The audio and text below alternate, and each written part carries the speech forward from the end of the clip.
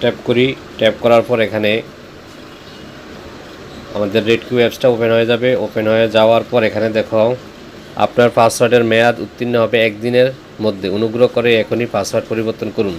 তাহলে এখন আমরা কি করব, এই যে ঠিক আছে অপশনটায় আমরা এখানে ট্যাপ করি। ঠিক যাওয়ার পর এখানে দেখো এটা হচ্ছে আমাদের যেই মোবাইল নাম্বারটা, এই মোবাইল নাম্বারটা আমার এখানে দিতে হবে এবং এন্টার নিউ পাসওয়ার্ড এবং কনফার্ম পাসওয়ার্ড করতে হবে।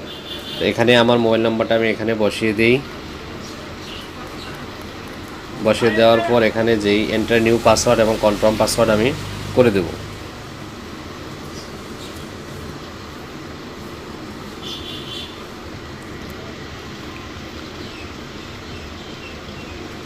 দেওয়ার পর আমি এখন এই যে পরবর্তী আছে, পরবর্তীতে চাপ দিই। দেওয়ার পর এখানে ওটিপি প্রবেশ করান। আমার মোবাইলে একটা ওটিপি চলে আসবে। ওটিপি চলে আসার পর আমরা এখন ওটিপিটা এখানে প্রবেশ করিয়ে দেব 59।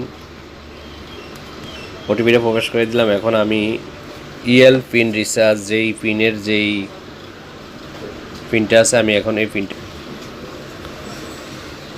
তো উপরে আমি পিন নাম্বার উপরে আমার এই ওটিপিটা বসালাম এবং নিচে আমার পিন নাম্বারটা বসিয়ে দিলাম। দেওয়ার পর আমি এখন নিশ্চিতকরণে চাপ দিয়ে দেব।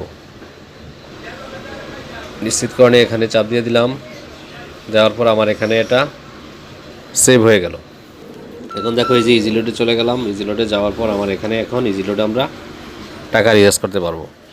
তো আশা করি তোমরা ভিডিওটা দেখে খুব উপকৃত হলে এবং এভাবেই তোমরা রবি RedCube অ্যাপের রিচার্জের জন্য যে পিনকোডটা সেট করা লাগে প্রতি মাসে, তোমাদের যেটা সেশন শেষ হয়ে যায় এবং প্রতি মাসে নতুন করে পাসওয়ার্ড চেঞ্জ করে দেওয়া লাগে, সেটাই আমি আজকে তোমাদেরকে দেখালাম।